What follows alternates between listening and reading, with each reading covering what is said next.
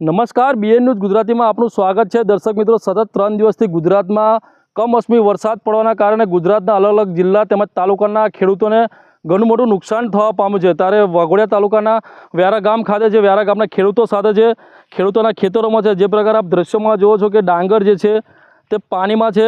ઘણું મોટું નુકસાન જે ડાંગર છે, તુવેર છે જેવા પાકોને ઘણું મોટું નુકસાન થયું છે। ખેડૂતોના મોઢામાં આવેલો કોરિયો જે છે તે કુદરતે છીનવી લીધો છે। દર્શક મિત્રો, આ કુદરતનો પ્રકોપ ગણો, કુદરતની જે ગણો છે, પરંતુ ખેડૂતોએ જે પ્રકારે લોન લઈ પોતાના ખેતરમાં જે ખર્ચો કર્યો છે, પોતે જે છે તે ખેતરો દવાની દુકાનોમાંથી જંતુનાશક દવાઓ તેમજ ખાતરો બાકીમાં લાવ્યા હોય તેઓને એવું હતું કે ઊભો પાક છે તે વેચીને અમે ભરપાઈ કરીશું, પરંતુ કુદરતી કહેર અમે કોઈનું કશું ચાલ્યું નથી। ત્યારે આપ જે પ્રકારે અહીંયા દ્રશ્યોમાં જુઓ છો કે વ્યારા ગામના ખેડૂતો પણ છે, આપણે તેમની સાથે પણ વાત કરવાનો પ્રયત્ન કરીશું, કારણ કે આ કમોસમી વરસાદ પડવાના કારણે ઘણું મોટું નુકસાન થવા પામ્યું છે। શું કહેશો, આપ કયા ગામના ખેડૂત છો અને કયા કયા પાકને નુકસાન થયું છે? હું વ્યારા ગામનો ખેડૂત છું અને મારું નામ નારાયણભાઈ જયંતિભાઈ પટેલ છે।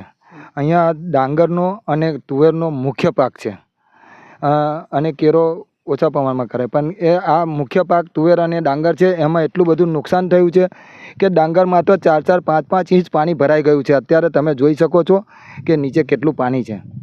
માટે અમારો એક એ છે કે સરકાર એનું સર્વે કરે અને સર્વે કરીને સમગ્ર તાલુકાને, વાઘોડિયા તાલુકાને કોઈ પણ ખેડૂતને જે નુકસાન થયું હોય એ નુકસાનની અંદર એની અવેજીની અંદર સરકાર એમને જે લોન હોય તો લોન માફ કરે, લોન ના માફ કરે, જે કંઈ આપવા જેવું હોય તે આપે તો ખેડૂત પગભર રહેશે।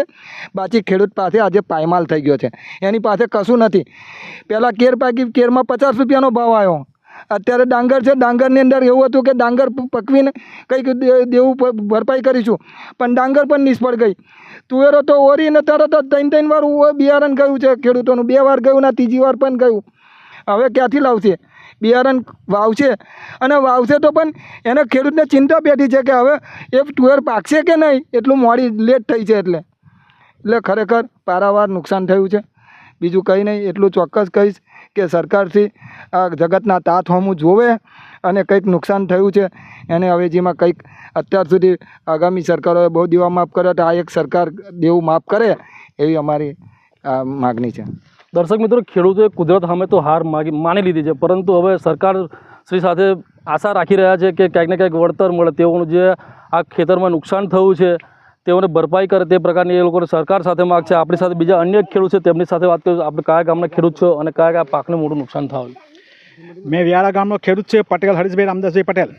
વ્યારા ગામમાં 3 દિવસથી સખત વરસાદ પડવાથી ખેતરમાં 1-1 ફૂટ 1.5 ફૂટ પાણી ભરેલું છે।